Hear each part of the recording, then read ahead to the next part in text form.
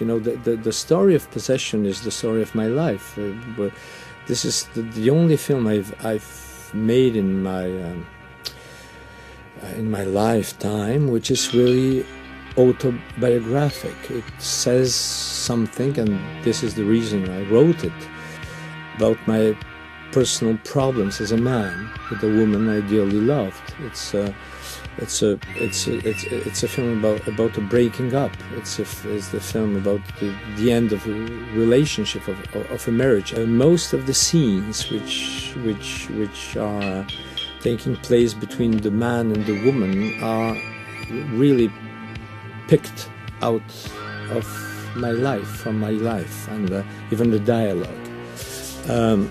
But I wrote the film not to be nice to myself, not to be, how do you say, complacent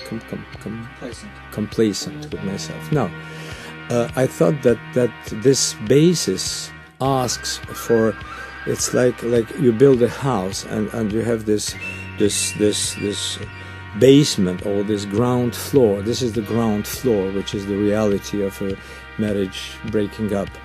And then you need a second floor. You need something above in order to transpose the story, to say that this means something. And it's the eternal story of the fables you tell your children. But now we come to a period that I call the battle for identity. Lies my grandma told me. Yeah, superstitious devices. Lies my grandma told me. What? Urban mythological rules. Bubble mice, yeah. Salut kids et bienvenue dans En attendant Godard, saison 13, épisode 22. Cette semaine, émission crise, passion et pétage de câbles. Si l'amour peut déplacer des montagnes, ça peut aussi devenir de la merde à vous ravager des honnêtes gens. Cette passion, quelle qu'elle soit, elle a bâti des ponts entre nous et le ciel, et nous les traversions. À chaque fois qu'elle ne veut pas dormir, on l'aime à mourir. Eh oui, vous êtes bien dans En attendant Godard, l'émission de cinéma qu'elle est mieux que les autres. Et donc au programme ce soir, nous parlerons de deux films ressortis en DVD et Blu-ray, deux films remplis de bonne humeur et de passion amoureuse relativement compliquées. Nous allons commencer par la ressortie chez le Chat qui fume d'une énorme édition du film Possession de André Zulawski, sorti en 1981. Puis nous parlerons de The World of Kanako, ressorti en DVD et Blu-ray donc chez Spectrum Film, film de 2014 de Tetsuya Nakashima. Et pour parler de ce très joyeux programme autour de cette table, il y a bien évidemment la fine fleur de la critique du Grand Ouest, il y a le docteur Erwan. Bonsoir docteur. Bonsoir. Il y a Justine de retour parmi nous. Bonsoir Justine. Bonsoir à tous. C'était bien le week-end dernier avec tes parents? C'était bien, c'était très bien. Vous avez bien mangé? Oui. Et à la mise en son de cette émission, bien évidemment, il y a Valentin. Bonsoir Valentin. Bonsoir. Thibaut ne peut pas être des nôtres aujourd'hui, je ne sais pas, peut-être parce que c'est la Saint-Valentin, on ne sait pas, puisque nous enregistrons dimanche. Ah bah oui, peut-être bien. On ne sait pas, après ça m'étonnerait un peu de Thibaut, mais donc Thibaut a d'autres obligations, notamment familiales et paternelles, je pense, qui l'empêchent du coup d'être avec nous ce soir, et peut-être qu'il ne veut pas parler de couple en crise, on ne sait pas. On ne sait pas. C'est pas ta merde. Moi je suis là pour lancer des rumeurs, peut-être, je ne sais pas, pour foutre un peu. Mais pas des fake news partout. Agent du chaos. Donc voilà, donc ça va être notre programme pour ce soir. On a parlé un petit peu des choses qu'on a reçues déjà la semaine dernière et nous dont vous parlerons les semaines à venir. Je pense que notamment on va vous parler très vite de la ressortie en DVD Blu-ray de Virus Cannibal, autre film sur les crises, s'il en est. Et juste pour signaler aussi que depuis hier est disponible sur YouTube, parce qu'il était passé sur la BBC et il est sorti sur YouTube hier, le nouveau documentaire de Adam Curtis, le grand documentariste de la BBC qui avait réalisé notamment The Power of Nightmare et Hyper Normalisation, donc sa nouvelle série documentaire en 6 épisodes de 1h15 qui s'appelle Can't Get You Out of My Head, qui n'a aucun rapport avec Kylie Minogue, mais qui est encore sur le monde actuel et sur les crises liées au capital de manière générale et son influence sur les sociétés. Je ne sais pas si on pourra en parler, mais en tout cas, allez le voir parce que les documentaires de Adam Curtis sont toujours très passionnants, on va dire, et ce sont plus des essais documentaires et théoriques que on va dire, des documentaires à la forme classique. Mais en tout cas, on vous encourage à aller voir ça. Je ne sais pas si vous avez d'autres choses sur ce qui se passe dans le monde du cinéma, parce que pour l'instant, c'est toujours un peu mou. Est-ce que je peux faire un peu d'autopromo Bien sûr, nous sommes là pour ça. Le festival Travelling. Oui, qui commence mardi. Qui commence ce soir. Qui commence ce soir, mardi. Ce soir, mardi.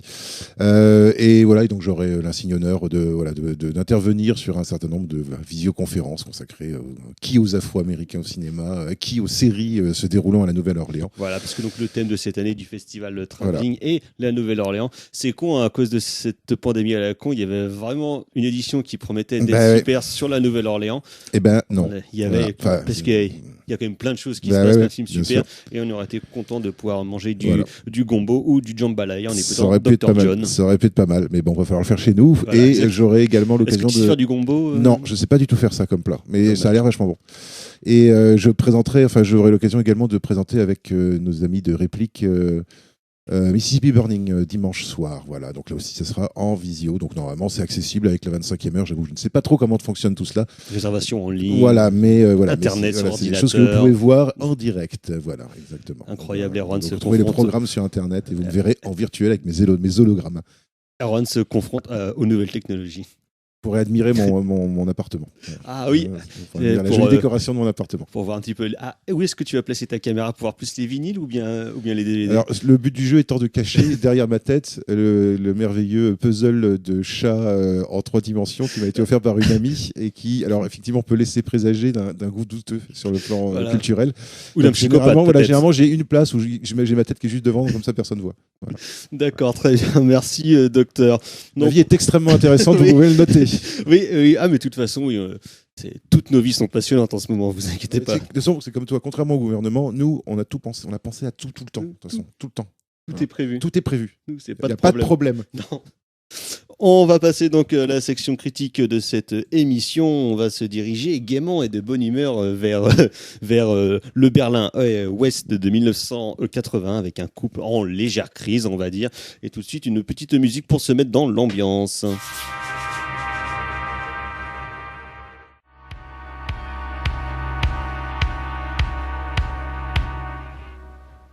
Vous êtes toujours dans En attendant Godard sur Syllab et c'était la musique joyeuse, le thème principal du film Possession, The Night the Screaming Stops, composé par Andrzej Korzynski.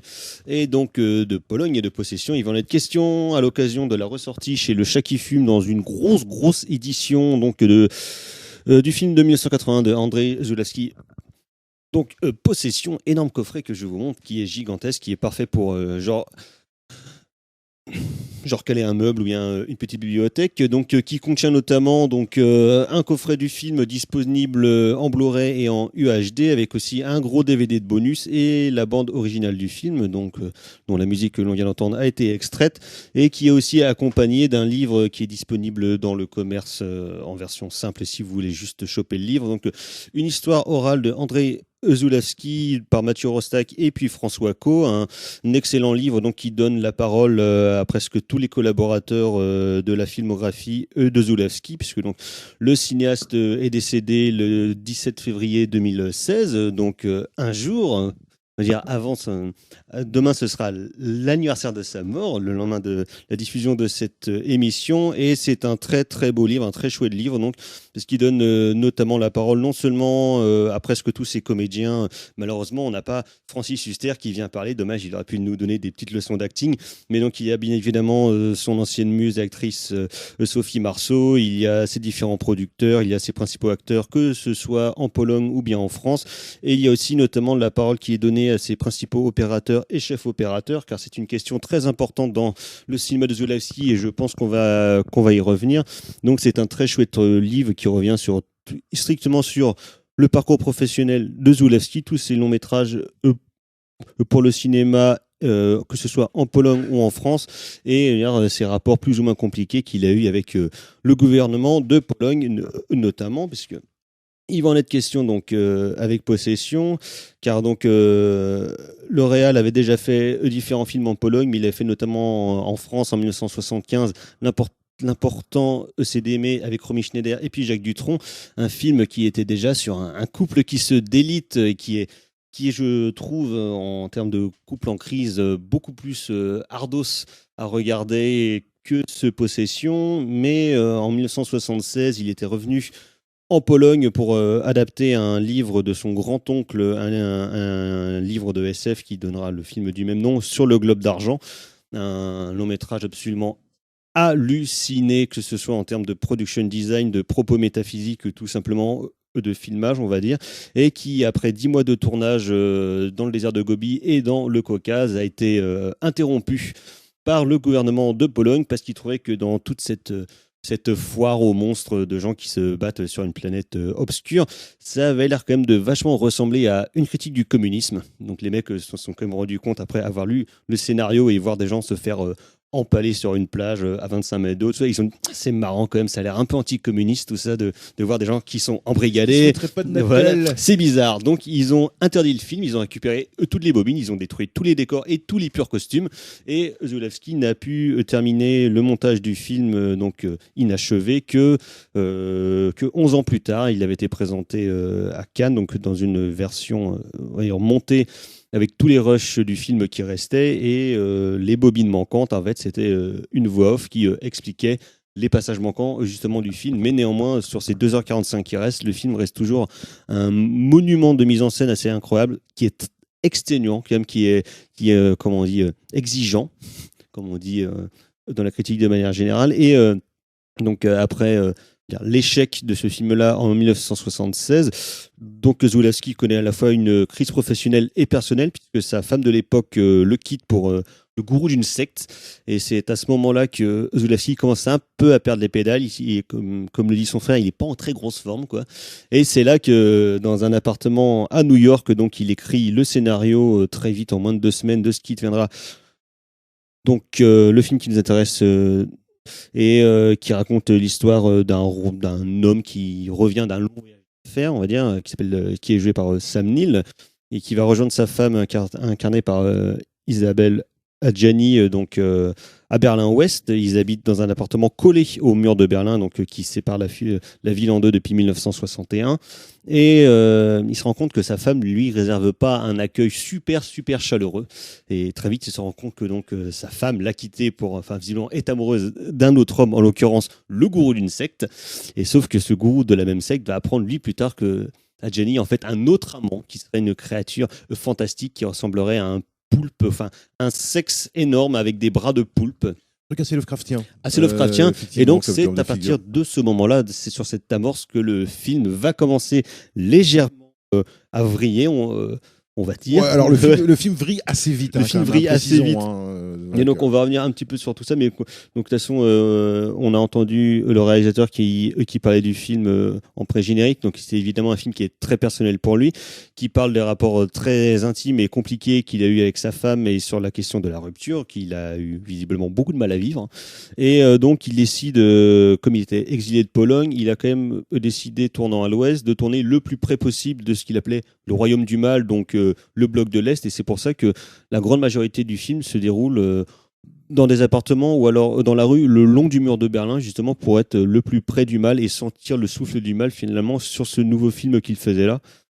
Et donc il engage à la fois des capitaux allemands et des capitaux français. C'est pour ça qu'il y a donc une partie du casting qui est français et l'autre partie du casting qui est allemand. Il y a beaucoup de techniciens français, notamment le chef opérateur Bruno Nuiten, qui à l'époque était le compagnon de Isabelle Adjani, et il ramène notamment, parce que son chef opérateur de Pologne, qui est Andrzej Jarosewicz, je suis désolé pour la prononciation, qui est son chef opérateur historique, avec qui il a fait tous ses plus grands films, et qui est un cadreur et un chef opérateur de malade.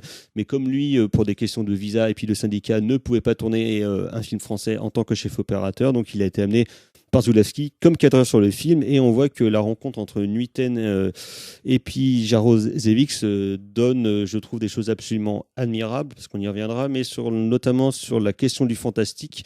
Je trouve que chez Zulawski, ça se manifeste de manière vraiment visuelle, mais pas par un travail sur la créature ou sur les effets spéciaux. La créature qui a été créée par ce filou de Carlo Rambaldi, mais justement par son cadre et par la lumière de Nuitaine qui donne tout de suite une ambiance qui pourrait paraître un truc réaliste ou bien un petit peu naturaliste et qui en fait ne l'est pas du tout parce que c'est une lumière qui est très blanche, qui est très cinglante, qui est très frappante, qui est très agressive, alliée à des mouvements de caméra que Zulawski avait l'habitude de faire, donc des plans vraiment très longs avec une focale souvent très courte qui donne un effet extrêmement dérangeant et qui, je pense, participe au malaise du film. En plus, évidemment, du script même qui donne la part belle à des acteurs qui sont poussés à leur limite, on va dire. Justine. Alors, comment parler d'un film monstre comme Possession, qui est une entité totale, là vraiment, qui est un objet tellement abouti? Je trouve que c'est toujours difficile de condenser son propos et d'être assez juste pour décrire ce genre d'objet. Moi, ce qui me frappe, comme tu le dis Thomas, c'est vraiment le travail de mise en scène de Zulawski qui est absolument vertigineux. À chaque moment, à chaque plan, il y a de l'idée. Il y a de l'idée dans le bruit, dans la fureur. C'est un film qui ne s'arrête pas. On n'en ressort jamais indemne. On en a déjà parlé avant, mais il y a une forme de catharsis qui arrive à se mettre en place par l'image, par le son, par les ambiances, par l'atmosphère en fait du film, qui est, comme tu le dis, au début assez clinique. Il y a très peu d'ombre. Il y a une lumière qui est c'est ça qui pétille par endroits, qui est parfois livide. On a l'impression qu'on a affaire à des corps morts, en fait. C'est ça aussi l'enjeu du film. C'est qu'il y a un glissement vers le mal qui s'installe, qui est quand même vachement incarné par le personnage d'Adjani, qui à elle seule incarne le mal, qui se balade comme ça dans une ville déserte et complètement séparée par le mur, donc qui est aussi là quelque chose de métaphorique par rapport à ce qui passe dans ce couple.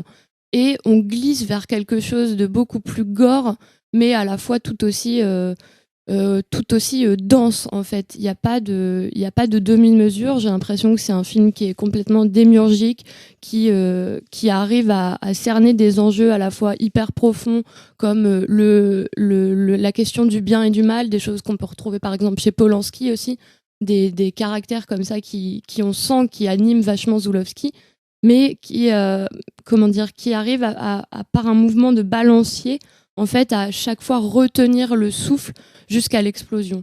Et voilà, les scènes finales sont absolument époustouflantes. Il n'est pas question là de raconter le film parce que le film pour moi ne se raconte pas. C'est impossible de oui, parce savoir, que sinon en fait. c'est juste un peu une intrigue classique d'un mec qui est trompé, puis qui pète les plombs, puis sa femme part avec un autre, puis en fait il y en a encore un troisième qui arrive. Donc on va dire juste sur le pitch ou les principes, ça serait un truc assez classique qu'on verrait dans les 3/4 des films français, chez Romer, des mecs qui s'emmerdent, qui trompent leur femme, qui sont pas contents, là. Sauf que là au milieu du film, enfin pas au milieu du film, mais très vite, il y a un truc qui vrille où on sent chez le perso à la fois dans le perso de Sam Neill et celui de que en fait il y a un truc qui va pas, que ce soit dans les regards, dans les comportements qui tout de suite sont beaucoup trop prononcés pour être en fait vraiment naturel. On sent qu'il y a un truc du mal, un truc qui serait très pernicieux qui arrive chez eux avec cette influence peut-être du mur ou bien des créatures qui rôdent, justement un truc.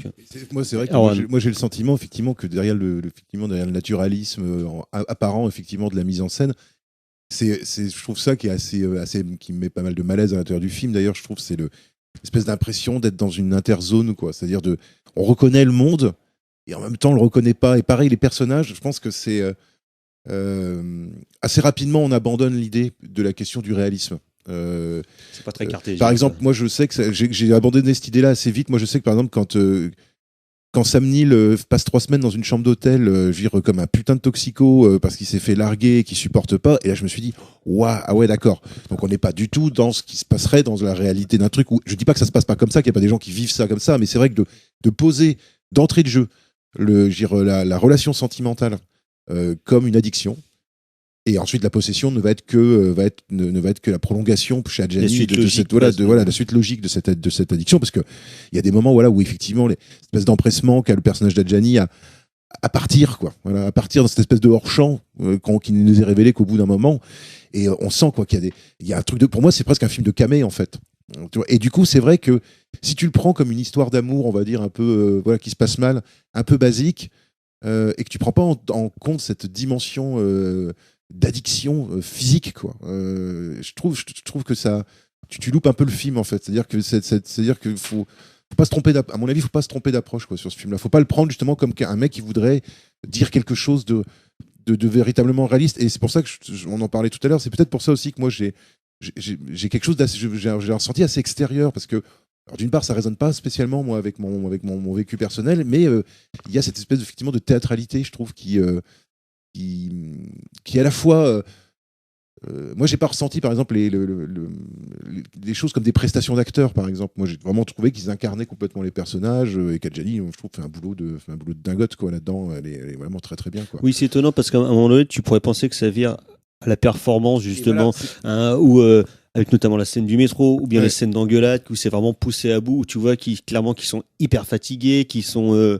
à deux doigts d'être psychotiques, ouais, quoi. Mais sauf que justement, c'est pas dans un truc qui serait juste performatif, mais non. c'est vraiment une vraie prestation, et un truc qui justement est très bien dosé. Et c'est pour ça que le fantastique, je trouve, quelque part, moi en tout cas, dans mon cas, moi, je trouve que l'aspect fantastique est venu un petit peu à ma rescousse, quoi. Moi, j'ai eu l'impression. C'est-à-dire que avec le fantastique, je retombais finalement sur une codification, sur voilà, même si ça reste assez obscur, hein, l'origine, le rôle, la fonction du monstre reste assez obscur dans le film, mais c'est assez marrant la deuxième partie du film, tu vois, ou alors parce que peut-être je m'habituais tout simplement aussi à la rythmique qu'il y a entre les personnages, et c'est vrai que voilà, moi je me suis senti plus investi, et c'est marrant, tu vois, je crois plus à leur histoire d'amour. Avec un monstre. Non, je crois plus à leur histoire d'amour dans la dernière scène du film, dans les escaliers par exemple, où là je trouve qu'il y a une vraie sincérité je sais pas comment définir. C'est assez compliqué à définir. Ouais, mais pourtant, à la fin, c'est quand même, t'as quand même affaire à des ersatz. C'est des, je sais bien. C'est des chimères en fait, tu vois, qui sont là, mais en fait qui n'existent plus. Je pense que c'est ça qu'il a peut-être recherché, mais cette sensation qui draine quand même le film, c'est comme tu le dis, quelque chose d'assez irréel. Moi, je trouve c'est ça. Pourtant, moi, j'arrive à rentrer dès le début. Ça résonne beaucoup parce que c'est des, je sais pas, c'est des choses qui font appel à des affects hyper particuliers. Et je trouve que Soulowski est extrêmement fort comme ça pour mettre vraiment en scène ces sensations sans jamais en faire trop. Moi, je trouve que ça n'en fait jamais trop. Je trouve que c'est toujours juste. C'est marrant, ça me fait penser un peu quelque part. Hein, ça me fait penser un peu à ce que je ressens face à Lars von Trier. Où du coup, j'ai du mal en fait à dire que la théâtralisation est tellement forte que j'ai du mal à m'identifier au personnage. En fait, c'est vraiment ça. C'est-à-dire que là, par exemple, Possession, ça m'a vraiment fait ça. C'est vraiment. Et il y a presque un côté, je trouve, entomologique dans sa mise en scène. Enfin, moi, en tout cas, j'ai vraiment ressenti ça. C'est-à-dire qu'il y a une espèce à la fois d'hyper proximité et en même temps une espèce de froideur dans ces gens qui se détruisent devant toi et où il y a l'air d'avoir aucune échappatoire dans ce qui est en train de leur arriver, et presque une forme de cruauté, en fait, moi, je trouve. Bah après, c'est sûr. Plus d'humilisme que de la cruauté, peut-être. D'ailleurs, c'est ça. Mais ce qui rapproche aussi de Von Trier, du coup. Voilà, et moi, j'ai peut-être un peu de mal, en fait. Je me rends compte avec ce cinéma, justement, cette forme de cruauté, et surtout appliquée aux sentiments amoureux, aux histoires de couple, tu vois, où, effectivement, il y a ce... Ouais, je me sentais... je les regardais, puis tu vois, avec cette espèce de gêne que tu ressens à regarder des gens qui se déchirent, quoi, tu vois. Je trouve que c'est pas... Ouais, je pense que ça fait... Enfin, moi, en tout cas, ça résonne pas du tout comme quelque chose qui me gêne. Au contraire, je trouve qu'il y a une vraie douleur, quelque chose d'hyper viscéral, tu vois, qui est... Parce que c'est pas voyeuriste pour autant. Non. Moi, je trouve que ça fait... Voilà, c'est des choses qui font écho, comme chez Cassavetes, on a aussi ce... Mais c'est peut-être pour ça... Mais tu vois, la dimension cathartique, moi, je la ressens plus, tu vois, à partir du moment où il commence à y avoir des scènes gore. Parce que je trouve que quelque part, il y a une espèce de... c'est la fonction du gore aussi. Voilà, il y a une espèce de... T'as l'impression qu'il crève des abcès, en fait, avec ces scènes gore. Et je trouve que, et assez étrangement, c'est assez bizarre de le dire, mais je trouve que ça fait respirer le film. Avec un couteau à viande. Et en fait, quand on commence à voir ces scènes où elle ramène des gars pour nourrir le monstre et tout ça, on est dans une autre rythmique de film, justement, que cette espèce de suite interminable de querelle avec le pauvre môme de 8 ans qui est au Je milieu. trouve pas ça interminable, pas du tout. Moi, je trouve qu'il y a quelque chose C'est pas que c'est d'infernal. intéressant, mais c'est éprouvant. Infernal, voilà, infernal. Moi, j'ai l'impression que les personnages dans la première partie du film sont bloqués dans des espèces de Mais limbes ça, où ils c'est- répètent les mêmes choses de manière. Et c'est Mais hyper oui, anxieux, ils sont- enfin, hyper angoissant, moi, je trouve. Ouais, ils comme, sont dans une comme, matrice, mais c'est ça qui est assez fort aussi visuellement, c'est que tu as toujours cette caméra, déjà un angle assez court, c'est ça, une focale qui est proche, et tu as l'impression qu'ils sont comme ça, encerclés, ils se tapent contre les murs, la caméra avec, il y a quelque chose d'hyper convulsif comme ça qui se met en place, et je pense que l'explosion en fait vient quand on comprend en fait qu'il y a une chose qui régit un peu plus ça, qui est ce que Adjani est en train de mettre en place dans cette espèce de vieil appartement lugubre en fait, et tu te rends compte qu'il y a un mal en fait. C'est pour ça que je pense que c'est aussi vachement Lovecraftien. Surtout que d'ailleurs, les scènes. Oui, il y a quelque dans- chose il y a quelque chose d'invisible qui. Voilà. Les scènes dans et l'appartement avec le monstre, justement, c'est Ouais. les scènes où, en termes de mise en scène, c'est là où ce sont les plus calmes, on va dire. C'est là Ouais. où elles sont moins opératiques. Il y a des angles qui seront un peu Complètement. plus ouverts, un petit peu plus grands. Et dès qu'on est à l'extérieur, C'est pour ça que j'ai quelque part, ça fait respirer. C'est que Ah, moi, voilà, ça parce que me. Ça dès fait. qu'on est à l'extérieur de ce cocon de l'horreur, justement, c'est là que ça devient horrible. Exactement. Dès qu'on est proche du mur, dès qu'on sort vraiment dans la ville de Berlin ou qu'on est dans les appartements, Mais tout parce d'un coup, qu'il y a- Exactement. on a une caméra qui est Mais- hyper suivie, mais parce qu'il y a l'œil une- de Moscou ouais. qui te regarde et qui te traque. Quoi. Et, Ouais, mais il y a quelque une- part, au moins, tu vois, toute la partie monstre, en fait, quelque part, c'est con, hein, mais elle a du sens. C'est-à-dire c'est-à-dire qu'au bout d'un moment, tu dis, ok, le monstre, il fonctionne comme ça, tu reviens finalement sur des trucs d'enquête, tu vois, de processus narratif, De fantastique plus Exactement. balisé. et qui n'ont rien à voir avec Mais le moi, je début du pense film. que je trouve, ça, justement. ça, Justine. ça tient vraiment du fait, comme tu le dis très justement, Thomas, le cocon en fait que cette sphère met en place quand elle est vraiment toute la partie gore du film où elle est avec le monstre. Il y a vraiment un cocon, il y a une intimité qui n'est jamais. Et c'est ça en fait, c'est presque. C'est Ça exactement en ça. devient un peu plus réconfortant, alors qu'en dehors, il n'y a pas d'intimité. C'est-à-dire que l'appartement que Sam Neill occupe, enfin Marc du coup dans le film occupe, Adjani n'est jamais là, l'enfant est là, on comprend pas ce qui se passe, qui vient faire des allers-retours, encore une fois la question des doubles et tout ça. Tout le monde arrive, quand on sort, il y a personne dans la ville. Où est la sphère intime en fait? Elle n'existe pas, il y a rien qui les raccroche à la réalité, et je trouve de façon hyper pertinente, ce qui raccroche à la réalité, ça va être ce cocon là que Adjani est en train de faire avec un monstre, avec des choses un peu horrifiques, et c'est vraiment ça qui touche la sphère de l'intime, le réconfort qu'il y a en fait nulle part ailleurs. Genre le monde, et dans une version très nihiliste, n'existe pas en fait, et je trouve ça formidable. Ça me bouleverse à chaque fois. Je trouve qu'il est extrêmement fort. C'est parce que de toute façon, le monde réel, ça va être le chaos, ça va être des sentiments qui seront excessifs, où ça va hurler, ça va crier, ça va Ouais, se frapper, et puis il y aura une caméra qui sera très tu vois, violente. par exemple, Sam Neill, par exemple, moi je trouve que il a un comportement pendant le film, moi je trouve qui qui est quand empêche même chelou. Ouais, et puis qui empêche complètement l'identification du spectateur. C'est-à-dire qu'il n'y a aucun moment, moi, dans Il y a le un film, jeu froid, où j'ai eu la pitié plupart de du Sam temps. Neill, par exemple. Jamais. J'ai en plus fait, pitié d'Adjani parce qu'Adjani, tu vois, c'est ça le truc, c'est qu'Adjani, elle est possédée. Ouais. Tu sens qu'elle n'est pas maître. Tu sens qu'elle souffre, Elle n'est pas ouais. maître, Mais quoi, tu tu vois. sens Et lui non plus, quelque part, parce qu'il est influencé aussi par. On sent bien que ça se déporte sur lui, qu'il s'en rend pas compte. Enfin, Mais c'est un mari jaloux, quoi. mais C'est juste un, ouais, c'est un- voilà. c'est juste un tocard quand même. Ouais, de Enfin, mec accepte presque. pas, de mec Ouais. accepte pas parce que la base du truc, c'est qu'il accepte pas que Mais qui soit cocu. que d'être cocu et que sa fille prenne plus de que sa copine prenne plus de plaisir, sa femme prenne plus de plaisir avec un Avec autre un homme qu'avec lui. C'est vraiment un truc de virilité, de virilité débile. Enfin, Mais tu vois, je veux justement, dire, c'est pour ça que le mal glisse il aussi au suragit début du complètement. film. Ouais. Au début, quand tu le vois, lui, il a quand même des expressions Ah, qui il te est- font ouais, froid il dans le est- dos, ah bah, et il est sanguin, mais à la L'impression fois que c'est il un est tueur, quoi. exactement, il Mais est en fait, très clinique. Il peut être super sympa avec son. C'est marrant, tu vois. Et Sam Neill joue de manière vachement différente quand il joue avec son fils, par exemple, avec le personnage qui joue son fils, où là il redevient une espèce il y a une espèce de normalité. Mais c'est ce mec qui sympa. l'attache à la réalité, Ouais, en fait, aussi. C'est Et ça ouais, le gamin, qui lui c'est, procure du bien, qui l'apaise un petit peu. par exemple, dans la deuxième partie du film, quand notamment il y a le personnage de Heinrich qui arrive, qui est génial, alors, le personnage, moi, par exemple, pour le coup, par contre, qui est un personnage, je trouve Qui est drôle. moi, qui m'a fait rire, voilà, qui m'a fait rire. Et je me On suis dirait un dit- Fassbinder, là, pour le je coup. savais c'est pas trop si je sais pas trop si un peu j'avais le plus droit vraiment de grotesque. rire, mais voilà, une espèce de caricature de macho séducteur. La chemise ouverte jusqu'au Ouais, nombril. ouais, vraiment le jouisseur, quoi, vraiment, voilà, quoi, mais vraiment dans tout ce qu'il a de plus cliché. Et c'est vrai que comment dire, Mais qui vit avec sa mère. Ouais, hein. dans la deuxième partie, toute la scène dans les toilettes avec Heinrich, où Sam Neill jouit du malheur de son rival. Enfin, tu vois. Et je me dis, mais enfin, humainement, quelque part, il y a une espèce, vous voyez ça, il y a une espèce d'inhumanité, en fait, dans le personnage de Sam Neill. Et il y a cette espèce d'anormalité dans le personnage d'Adjani qui fait que, en tout cas, moi, je sais que ça a été très dur pour moi de m'identifier, mais moi, je me suis dit, au bout d'un moment, c'est pas le but, en fait, que je m'identifie à ces personnages. C'est pour ça que je te dis, quand je me dis que je me suis senti un peu expérience, c'est peut-être aussi ça, c'est que le processus d'identification fait que ça a du...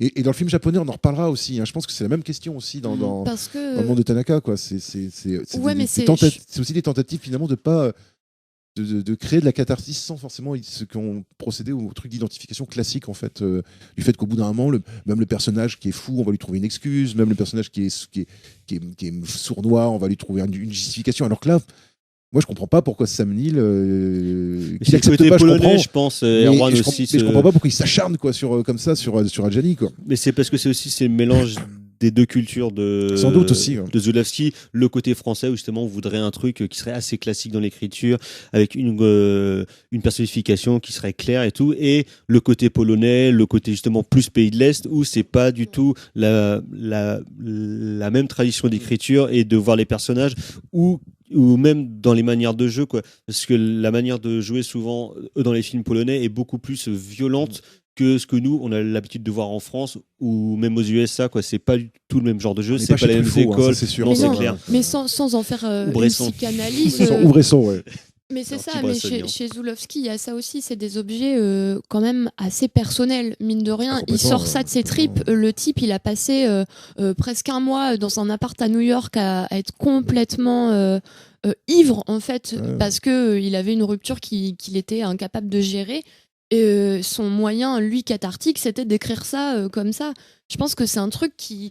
Il sort ça en fait de ses viscères, quoi. Ça sent, de toute façon, il y a quelque chose de.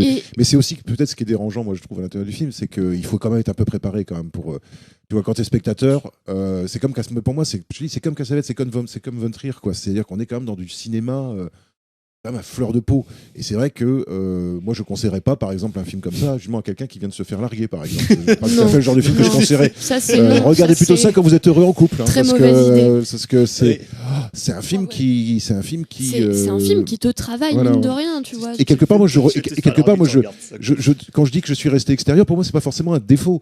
Même si je comprends tout à fait qu'on puisse ressentir les choses de manière beaucoup plus forte, mais moi quelque part je me suis dit aussi pendant le film, je me suis dit mais c'est peut-être pas plus mal que je sois justement un petit peu à distance parce que c'est éprouvant. Parce que tu t'en préserves aussi. C'est éprouvant quand même. Il y a quelque chose qui t'arrive qui est comme je le disais au début, qui est monstrueux, qui est total. C'est un pur objet qui t'arrive à la face et il faut savoir un peu l'amadouer et le prendre parce que c'est pas pour le dire comme Thomas, c'est pas un film qui est peu exigeant en fait. C'est pas du cinéma fastoche, ouais. C'est pas du cinéma fastoche, mais par contre c'est du cinéma. Par contre, effectivement, c'est vrai que quand tu regardes la timidité, de certaines productions actuelles, et tu dis c'est vrai que ce tournant des années 80, il y a encore quelques mecs bien foufous quoi, quand même, qui font quand même des trucs.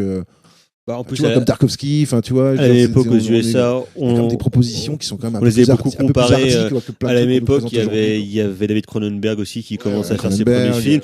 On a beaucoup lié les deux, mais surtout avec celui-là, c'est quand même assez évident sur la question de la chair, sur la question du double, sur la question de la paranoïa, du manque de transparence, la folie. Puis juste après, il y a Lynch qui arrive avec Twin Peaks, qui est dans cette atmosphère-là aussi, quoi, vraiment. De mecs pas fiables. C'est vrai que c'est un film un peu, c'est vrai qu'il y a un petit côté film, film passerelle en fait. C'est assez marrant ce film-là. C'est-à-dire effectivement ce côté très cassavétien ou très caméra libre, très polonais aussi. Très polonais aussi. On voit que le gars a bossé avec Vajda pendant des années. Ça se sent quoi. Et en même temps, effectivement, cette espèce d'ouverture vers cette espèce de cinéma fantastique des années 80, très organique, très effectivement, c'est vrai qu'avec Cronenberg, j'avais pas forcément. Moi, je voyais plutôt Cassavetes en ligne de mire, mais effectivement, c'est les deux en fait. Quand tu vois le film, c'est ça que ça t'appelle. Tu vois, tu peux penser à une plaque tournante qui est entre Cassavetes et Cronenberg et tout ce qui s'ensuit et de voir ce qu'il a pu enfanter, tu vois. Puis avec des petites traces quand même de...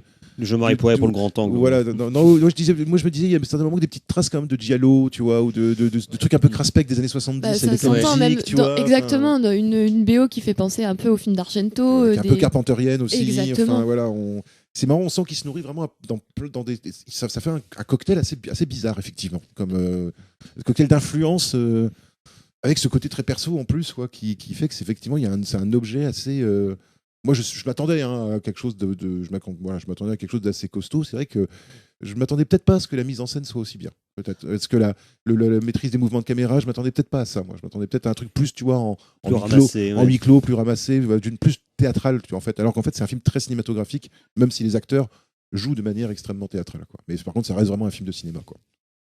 Donc voilà, donc c'était la ressortie chez Le Chat qui fume de Possession de André Zulawski, donc sorti dans une grosse édition et comme je le disais, accompagné notamment du très chouette livre de Mathieu Rostac et François Co, une histoire orale de André Zulawski, qui est disponible soit dans le coffret, soit en single dans le commerce. Comme on dit, on va passer à pas toute autre chose, mais on va rester sur le rayon des bonnes humeurs et de la rigolade. Mais cette fois, on va quitter l'Allemagne de l'Ouest, la RFA, pour aller du côté du Japon. On va aussi rigoler bonne humeur avec des enfants qui se font charcler, des policiers alcooliques et des femmes battues. Et on va tout de suite écouter une petite musique extrait du film pour se mettre en jambes.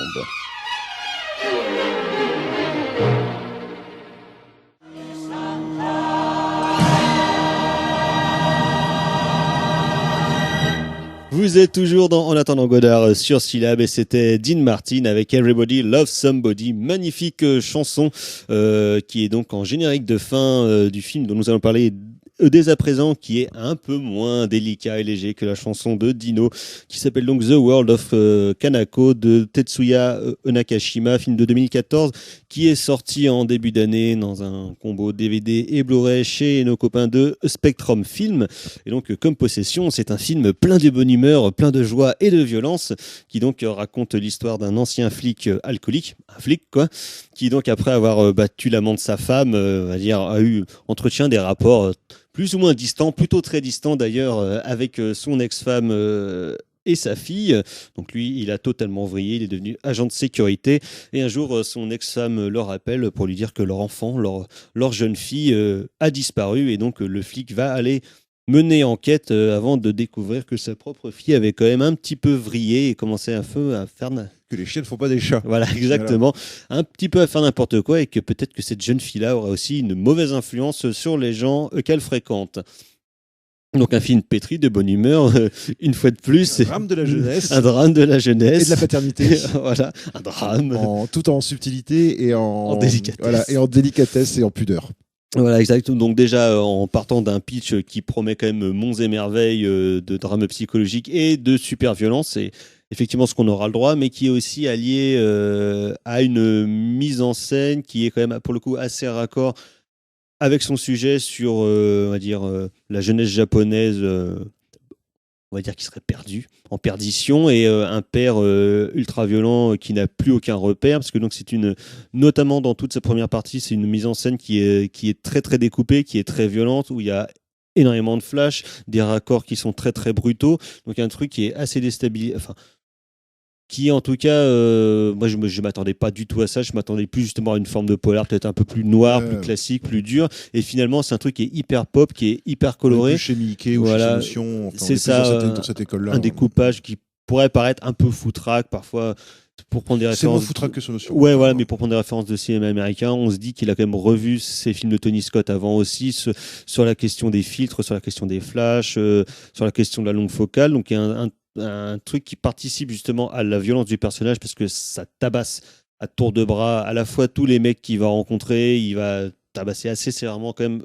Il va surtout se faire péter la gueule et il se fait péter la gueule. Précisons quand même que le héros est pas un grand courageux, parce que quand il met des tartines, généralement c'est à des femmes. Et par contre, dès qu'il rencontre des gars, il se fait plier en deux, quoi. Et il se prend dans la gueule, quoi, dans le film, quoi. Enfin, le personnage. Et le film est basé sur un bouquin ou sur un manga, je ne sais plus. C'est un bouquin, je crois. Ouais, et donc je pense aussi que ça participe à ce côté vraiment grandiloquent de la mise en scène et qui parfois peut être justement aussi un peu fatigante, où on a l'impression qu'il tourne un peu en rond, et je trouve qu'il se rattrape dans sa dernière partie où ça va quand même vers un truc un peu plus noir. Mais un peu plus désespéré, mais où finalement on peut se raccrocher en termes d'émotion un peu plus facilement qu'au début où c'est vraiment brutal. Quoi. Alors en fait, le truc c'est qu'il faut préciser qu'il y a 2 films en un en fait, parce qu'il y a toute une partie qui se passe au présent, donc avec le flic, Et puis de nombreux flashbacks. Voilà, et il y a toute une partie en flashback avec donc des adolescents et la fille, la fille qui était la fille du héros quoi. Et c'est vrai qu'on a, on a presque 2 ambiances, enfin c'est presque 2 salles, 2 ambiances quoi. C'est-à-dire qu'on a le film noir craspec pour le temps présent avec effectivement force violence vis-à-vis des femmes, enfin avec un côté voilà, très sadomaso, assez typique du cinéma japonais. Et puis il y a le flashback, alors qui est une espèce de voilà de romance un peu mielleuse, de très manga, mais je pense assez parodique, je pense justement parce que sans trop dire ce qui va se passer dans le film. Moi, je me suis posé la question pendant la première heure. Je me suis dit bon, alors où est-ce qu'il va aller avec son histoire de petit jeune et qui sont presque des clichés quoi en fait de personnages de lycéens, de machin. Et alors là, par contre, j'avoue que je ne m'attendais pas du tout au tournant que prend le film au bout d'un moment, et où cette espèce de rêve édulcoré, enfin de flashback édulcoré, révèle une espèce de cruauté comme ça, complètement insoupçonnée, et qui remet complètement en cause le rapport que toi tu as au personnage depuis le début du film. Et c'est marrant parce que je trouve que c'est un film qui pose vraiment toujours encore une fois la question de l'empathie que tu peux recevoir pour un personnage, parce qu'en fait pendant tout le film tu as super envie d'être en empathie avec le personnage du flic, d'autant plus qu'il est interprété par un acteur dont j'ai bouffé le nom, mais qui est un acteur qu'on a vu chez Kiyoshi Kurosawa, enfin qui est une des bonnes gueules du cinéma japonais. On se dit oh bah c'est cool, il y a lui, tu vois, voilà. Et donc on a vraiment envie d'être en empathie. Et plus le film avance, plus ça devient difficile d'être en empathie avec ce personnage-là, quoi. C'est-à-dire qu'il c'est vraiment une merde, quoi. Enfin, c'est vraiment une merde humaine, quoi. Parce que il démarre justement comme un perso de flic un peu raté, comme on en voit beaucoup dans le film noir, notamment dans les néopolars des années 80-90. Donc un perso qui serait un petit peu balisé. Donc on est forcément un petit peu attaché à ce genre de personnage-là, à ce genre d'univers. On brisé, voilà, mec brisé, alcoolique, machin, une famille de merde et tout. Et puis il va mener enquête pour aller la piste vers la rédemption, quoi. Et effectivement, au milieu du film, ça vrille. Il n'y a pas de rédemption, en fait. Et c'est pas en fait que c'est un tocard, c'est juste que c'est une grosse merde. C'est un salaud en fait. C'est tout le truc quoi. Et du coup, alors encore une fois, sans trop révéler, évidemment, ça va avoir un sens par rapport à ce qu'est devenu sa fille.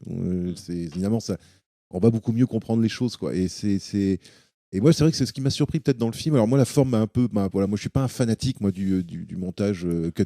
Moi, voilà, moi ça me fatigue assez vite. Comme toi, je suis d'accord. Dans la deuxième partie, je trouve que ça se calme un petit peu, donc ça devient un peu plus regardable. Parce qu'il y a 2-3 scènes, moi, qui m'ont vraiment les scènes justement de fête entre jeunes, avec de la musique, avec de la grosse J-pop et tout. Ouais, je me suis dit, ouais, d'accord. Je sens bien qu'il y a un commentaire derrière tout ça, mais ça me fatigue là, ton commentaire. Oui, déjà. Déjà que même sur YouTube, ça me fatigue. Alors, voilà. Et c'est vrai qu'il y a une espèce d'entre-deux, en fait, de films craspec et puis de films pour teenagers. Je pense que je connais pas assez bien ce milieu-là non plus pour pouvoir juger de la part de parodie ou de satire qu'il y a vraiment à l'intérieur. J'ai l'impression que quoi, mais ouais, tu penses, moi aussi. Que la partie des flashbacks, justement, il surjoue justement. Moi, j'ai l'impression qu'il surjoue la lumière très claire, cette espèce de jeune comme ça qui se fait harceler par les autres, voilà, qui au bout d'un moment on a envie de mettre une gifle et de lui dire mais bouge-toi, sors-toi les doigts du cul quoi. Enfin, je veux dire, tu vois, mais qui sont vraiment des personnages de manga en fait, qui sont pas des personnages réels quoi. Et ouais, c'est un film assez surprenant, je trouve, en termes qui est plus intéressant qu'il n'en a l'air, en fait. Parce que même le perso féminin, justement, la jeune fille qui recherche, on se dit que c'est la jeune fille pure machine qui a été perdue. Elle est interprétée en plus par une actrice qui apparemment est un des jolis visages. Et en fait, c'est pareil, c'est comme un personnage qui est à moitié pété du casque comme les autres, et qui fait quand même des bons gros trucs des bons gros coups de pute à peu près tous les gens qu'elle rencontre quoi. Ah oui, non, puis c'est presque un personnage démoniaque. Et là aussi, il y a presque une histoire de possession aussi quoi, parce que ça devient au bout d'un moment ce personnage féminin qui est toujours qui n'existe que dans les flashbacks, mais qu'on ne voit pas en fait que dans un fantasme. Voilà, et qui n'existe que dans un flashback fantasmé par des regards masculins. En plus, c'est ça le truc, c'est que il y a lui qui imagine sa fille comme une jeune fille parfaite entraînée dans un truc sombre, et puis il y a le jeune homme dans le flashback qui chaque fois qu'il la voit, il y a des ralentis, il y a des machins, enfin qui a une vision complètement délirante de cette fille là quoi. Et donc il y a presque quelque chose de presque diabolique, mais qui passe toujours par des regards masculins. C'est assez intéressant justement, je trouve, la manière dont les hommes s'engrainent eux-mêmes en fait, soit en suridéalisant cette fille là, soit en voulant la tuer, parce qu'il y a des scènes comme il y a comme une scène où il essaie de l'étrangler, où il y a des scènes des soupçons d'inceste, enfin il y a, bon, Voilà. Oui, c'est très à la mode en ce moment. Voilà, Là, oui, ça, bah là pour le coup, c'est bon, voilà. Et c'est vrai que le film est sans être aussi dérangeant, je trouve, que le Zulawski, parce que je trouve qu'il y a un côté plus clinquant, je trouve, qui fait que ça, voilà. plus Mais jeune. Mais j'ai trouvé que j'ai pas trouvé le film inintéressant, par contre, et notamment j'ai trouvé que quand il y a de la violence, putain. T'arrives parfois au détour d'un plan, tu es en train de regarder le truc, toi tu es sur un autre truc, puis d'un coup, bam, il y a la tête de quelqu'un qui explose, et tu fais waouh. Enfin, c'est Oui, c'est ça. En fait, le truc, c'est que ce flic ricanant, ce flic pourri, c'est qui ricane que toujours, enfin. la violence graphique du film, en fait, elle te saute à la gueule, j'ai envie de dire, après des plans qui seraient hyper découpés, un truc hyper clinquant, ou d'un coup, t'as un truc ultra brutal qui arrive, qui est vraiment gorasse, qui est vraiment dérangeant parce que les effets sont vraiment crado Ouais. et qui est vraiment surprenant. C'est un truc où tu t'attends pas du tout et ça joue assez constamment sur l'effet de surprise de la violence, justement.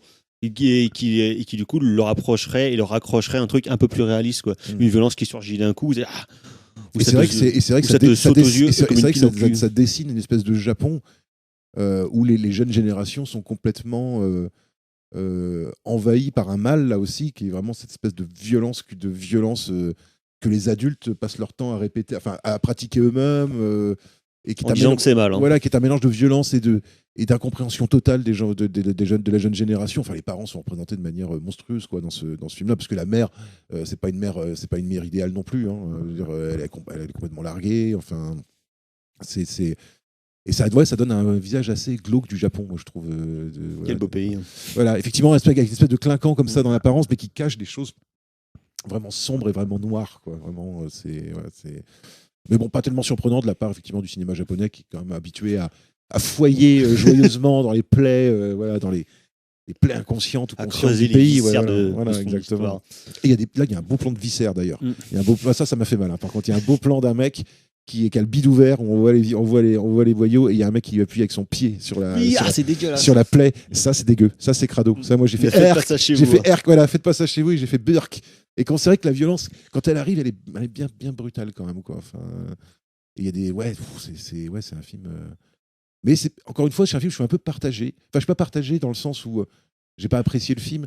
Je suis un peu partagé sur mon investissement en tant que spectateur. Sur le côté de la personnification, l'identification, c'est pareil. C'est un film qui te laisse un peu à l'écart. Je sais pas si c'est parce qu'on n'a pas toutes les clés culturelles pour le comprendre, ou si c'est parce que vraiment les persos sont tous plus des figures que des réels personnages, quoi. Mais c'est intéressant, je trouve, d'être un peu bousculé, justement, même que ça soit par un film justement un peu monstre comme le Zulawski, ou que ça soit pour un film, on va dire, plus série B quand même, enfin, en tout cas plus, parce qu'il y a tout un côté 70s, il y a tout un côté Blaxploitation aussi, enfin, dans la musique, enfin voilà. Donc, voilà, on va dire que c'est un poil plus ludique dans le japonais, mais c'est vrai que il y a c'était pareil, une espèce de monde étrange, voilà, une espèce de Japon étrange, d'interzone, qui serait le Japon et pas le Japon en même temps, quoi, voilà. Donc voilà, c'était The World of Kanako, sorti début d'année en combo DVD et Blu-ray chez Spectrum Film. On va passer au coup de cœur. C'est de la merde. C'est de la merde. Je voudrais que tout le monde s'imprègne. Merde. Tout le monde s'imprègne de cette C'est vraiment la plus grande merde des merdes.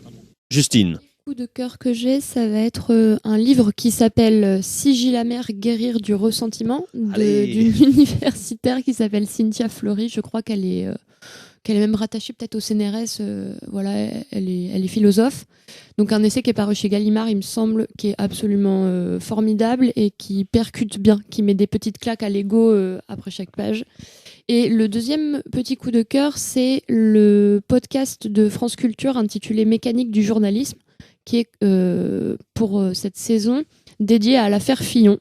Voilà, on n'arrête pas dans les raclures en ce moment. Prends l'argent. Exactement, c'est le moment d'aller y jeter une petite oreille. Docteur. Alors moi, ça sera un autre film étrange, mais dans un genre très différent de ceux dont on a parlé aujourd'hui. Ce sera la 9e configuration de William Peter Blatty. Je me souviens jamais dans quel ordre sont ses prénoms.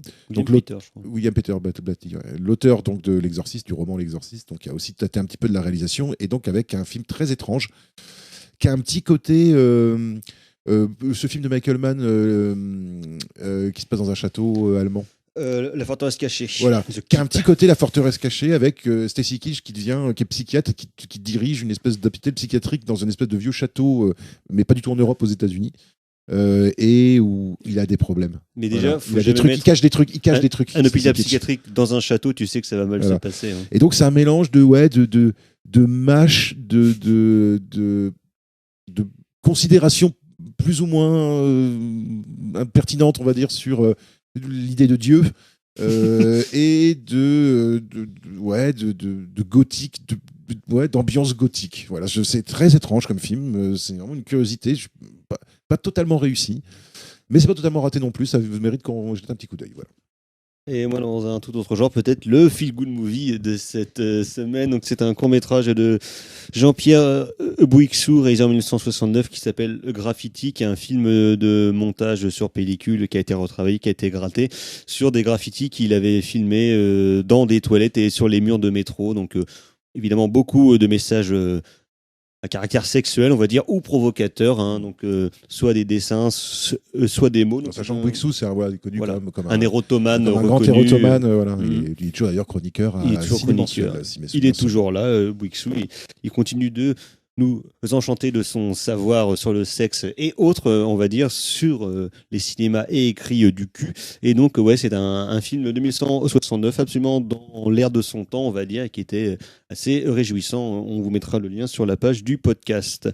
On va s'arrêter là. On se retrouve la semaine prochaine pour parler évidemment de Monts et Merveilles, mais de films probablement un peu plus enjoué que cette semaine. Virus cannibale, virus ça cannibale. Voilà, peut-être pour pas être Bruno Mattei. Ah ouais, si.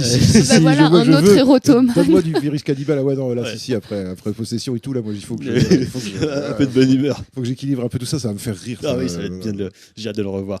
Donc voilà, merci messieurs, merci mademoiselle, merci à Valentin pour la technique. Prochaine émission, prochaine édition. Ah ciao, bonsoir. Salut. Salut.